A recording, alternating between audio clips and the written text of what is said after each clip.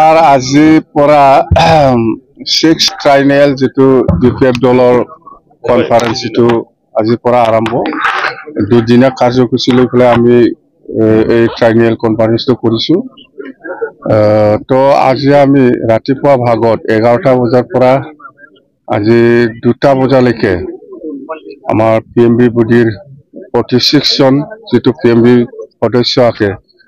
নতক লৈ পেলাই আমি প্ৰিলিমিনাৰী আমি আমাৰ সিডব্লিউসি বা ডেলিগেটত আমি কি আলোচনা কৰিম আৰু আগন্তুক দিনত আমি 2025 যেটো নিৰ্বাচন হ'বলৈ গৈ আছে বিটিসি ইয়াত আমি কি সমস্যা লৈ পেলাই বা কি ইস্যু লৈ পেলাই আমি পাব্লিকৰ মাজত যাব সেইবিলাক অতি বিষয়লৈ আমি আলোচনা কৰিছো বহুত আছে জনক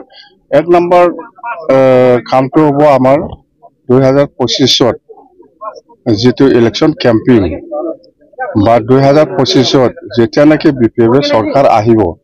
প্ৰথম কামটো হ'ব আমাৰ যেটো 16টা ডিপাৰ্টমেন্টটো প্ৰমোদ বড়ো সৰকাৰ ইউপিএল সৰকাৰে ডিস্ট্ৰিক্টত ট্ৰান্সফাৰ কৰি দিছে পাওয়াৰ ফাংশন বিলাক এই 16টা ডিপাৰ্টমেন্টটো এইটো আমি আকৌ ঘূৰাই আনিব এক নম্বৰ এইটো আমাৰ এজেন্ডা ইয়াৰ পিছত আমি লৈছো যেনেবা মাটিৰ পাট্টা দিয়া 2005 চনৰ যেটো বটা তালিকা এইটো বেস কৰি পেলাই মাটিৰ পাট্টা দিয়াৰ যেটো ব্যৱস্থা সেইটো আমি কৰিম আৰু কোচ ৰাজবংশী আৰু আদিবাসী সকলৰ যেটো জনজাতিকৰণৰ যেটো সমস্যা সেইটো আমি আগৰ নিচিনাই বহাল ৰাখিছো যে এসএটিস আমি আকৌ এনওসি দিয়াৰ কাৰণে আমি পিএমবি বডিত আলোচনা কৰিছো আৰু গোৰ্খা সকলৰ যেটো প্ৰত্যেক ক্লাছৰ যেটো সমস্যা আসাম ক্যাবিনেটে যেটো ডিসিশন লৈছে আমাৰ কোনো আপত্তি নাই যদি গভৰ্নমেন্ট অফ ইন্ডিয়া বা গভৰ্নমেন্ট অফ আসামে যেটো ডিসিশন লব এটোকে আমি ওয়েলকাম জনাই পৰাই গোৰ্খা সকলক এনওসিটো আমি দিম সেইবিলাক কিছুমান সমস্যা আছে আৰু যেনেবা আমি এডুকেশনৰ ক্ষেত্ৰত বিটিসিৰ 4টা ডিস্ট্ৰিক্ট হেডকোয়াৰ্টাৰ আছে 4টা ডিস্ট্ৰিক্ট হেডকোয়াৰ্টাৰত বডোলেণ্ড ইউনিভাৰ্সিটি ক্যাম্পাস বনোৱা সেইবিলাক আছে আৰু প্ৰত্যেকটা ডিস্ট্ৰিক্ট হেডকোয়াৰ্টাৰত মানে যিকোনো এক্সাম কম্পিটিটিভ এক্সাম যিকোনো চাকৰিৰ ক্ষেত্ৰত ইউপিএসসি হওক এপিএসসি হওক বা যিকোনো ক্লাৰিকেল বা যিকোনো এক্সাম ইয়াৰ কাৰণে আমি ডিস্ট্ৰিক্ট বিলাকক হেডকোয়াৰ্টাৰত এটা কোচিং সেন্টাৰ আমাৰ পিএমসি বনাব আমি আজি আলোচনা কৰিছো ইয়াৰ বাদেও আমাৰ বহুত আছে মুঠতে যেটো 2025 ইলেকশন হ'বলৈ গৈ আছে ইয়াত আমি ৰাইজৰ ওচৰত কি সমস্যা লৈ পেলাই যাব লাগে এটো বিষয়লৈ ভালকে আলোচনা কৰিছো সেইখিনি কথা বেলেগ আৰু একো নাই আৰু আছে বহুত আপোনালোকে শুনিব সিডব্লিউসিত আলোচনা হ'বলৈ গৈ আছে মুঠতে 23 আমাৰ ডিসিশন হৈছে 23টা বিভাগত আমি ডিসিশন লৈছে এটো আপোনালোকে অলপ পিছত পাব আমি এটো মাইনাসটো আপোনালোকক আমি দিম এইখিনি কথা ক্যান্ডিডেট তো 31 জানুৱাৰী তো ক্যান্ডিডেট কিবাটো এপ্লিকেশন দিব পাৰিব 31 জানুৱাৰী লৈকে আৰু ক্যান্ডিডেট তো স্ক্ৰুটিনি কৰি পেলাই স্ক্ৰুটিনি কৰিবৰ কাৰণে পাঁচজনীয়া কমিটি বনোৱা হ'ব হেতু ঠিক কৰিছে আৰু ইলেকশন মেনিফেস্টো ঠিকঠাক কৰিবৰ কাৰণে পাঁচজনীয়া কমিটি বনাইছে আমি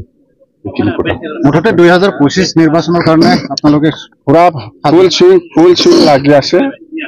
2025 যেনে তেনে বিপিএফ সৰকাৰ গঠন কৰিব লাগে ইয়াৰ কাৰণে যিকোনো পৰ্যায়ত আমাৰ বিপিএফ দলৰ কৰ্মীসকলে কাম কৰিবলৈ ৰেডি আছে মুঠতে যেনে তেনে সৰকাৰ বনাব লাগে আৰু বিটিসিটো আমি আগৰ নিচিনা বিটিসি জিয়াই ৰাখিব লাগে বিপিএফ ৰাইজে কি কাৰণে ভোট দিব এইটোতো এইবিলাক আমি যে অলপ আগত কৈছে যাতে ৰাইজে ভাল পায় যেটো কাম কৰিলে ৰাইজে ভাল পায় সেইবিলাক কথাটো লৈয়ে আমি আলোচনা কৰিছে আজি পিএমবি বডিত সেইবিলাক ইস্যুটো যদি আমি কৰিব পাৰে নিশ্চয় ৰাইজে আমাৰ লগত থাকিব বা ৰাইজে আমাক সহায় কৰিব যেনেবা আপোনাৰ যিকোনো এক্সামৰ কাৰণে কোচিং সেন্টাৰ আমি বনাব ডিস্ট্ৰিক্ট হেডকোয়াৰ্টাৰ 4টা সেইবিলাক কি বিয়া বড়োলেণ্ড ইউনিভাৰ্চিটি কেম্পাছ প্ৰত্যেকটা ডিষ্ট্ৰিক্ট হেডকোৱাৰ্টাৰত বনাব সেইবিলাক কি বেয়া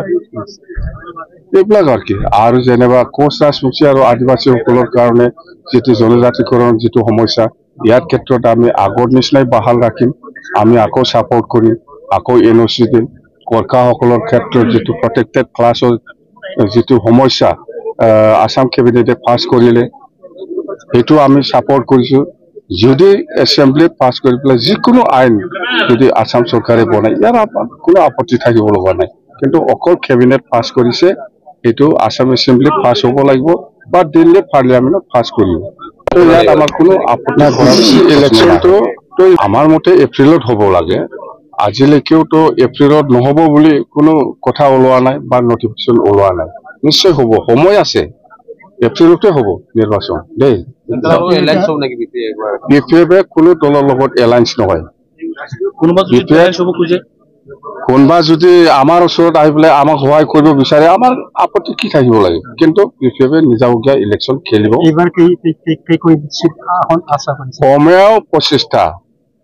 কমেও 25টা